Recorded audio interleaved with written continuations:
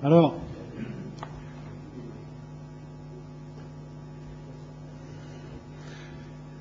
en continuant un petit peu, vous avez ici deux concepts que tout le monde connaît. Ce sont ici des modèles réduits.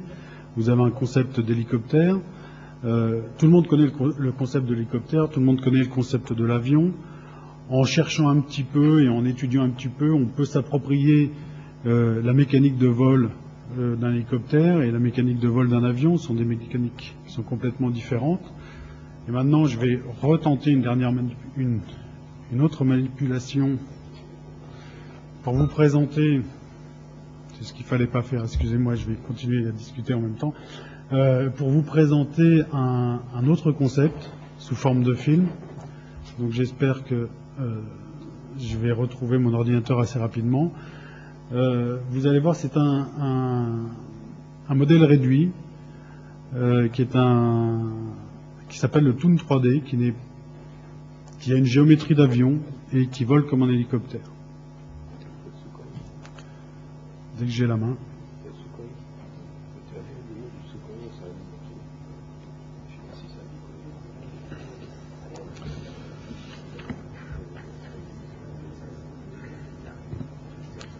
Bon, je suis désolé pour l'erreur de manipulation, il va falloir que je brode. L'ordinateur redémarre.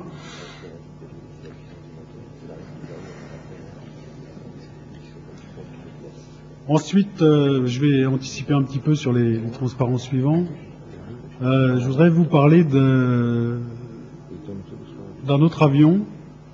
Hier, vous avez eu une présentation sur une présentation d'Airbus.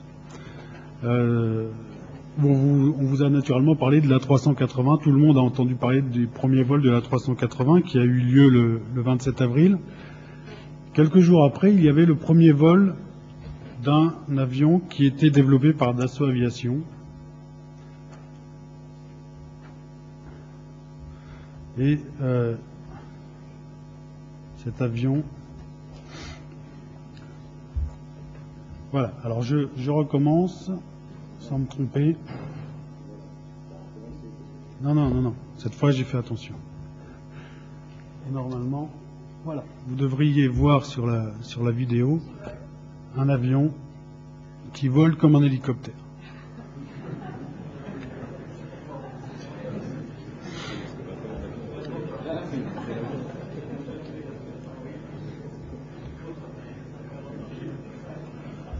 Alors il vole comme un hélicoptère.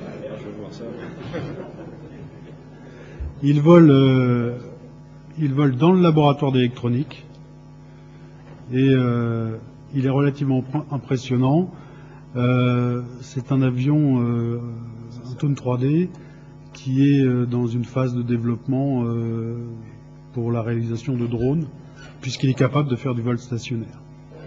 En même temps, il est capable, naturellement, on ne le voit pas là parce que c'est difficile dans une salle, mais il est capable naturellement de voler comme un avion.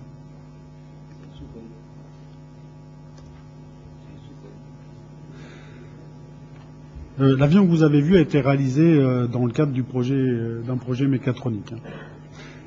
Si ce type d'avion est possible, c'est grâce en fait à la technologie des moteurs électriques, notamment des moteurs brushless, qui permettent de fournir une puissance importante à partir d'un volume et un poids surtout relativement faible.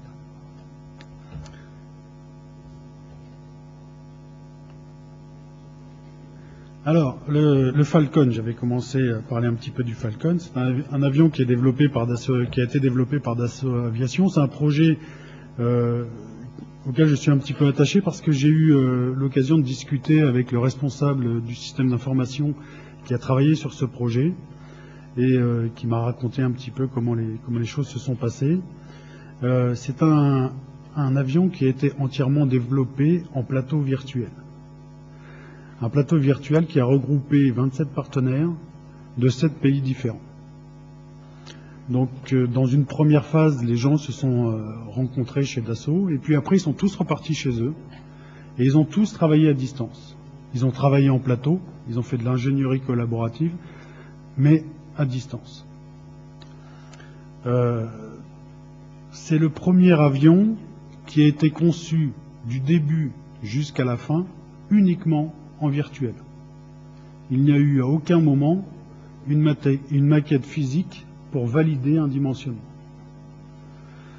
Alors, j'ai marqué chaîne numérique complète. La chaîne numérique complète a permis de valider naturellement toute la phase de conception, a permis naturellement de fabriquer l'avion à partir des fichiers de modélisation tridimensionnelle qui avaient été effectués sous le logiciel CATIA en l'occurrence. Ces fichiers ont été envoyés aux machines à commande numérique qui ont fabriqué les pièces de l'avion.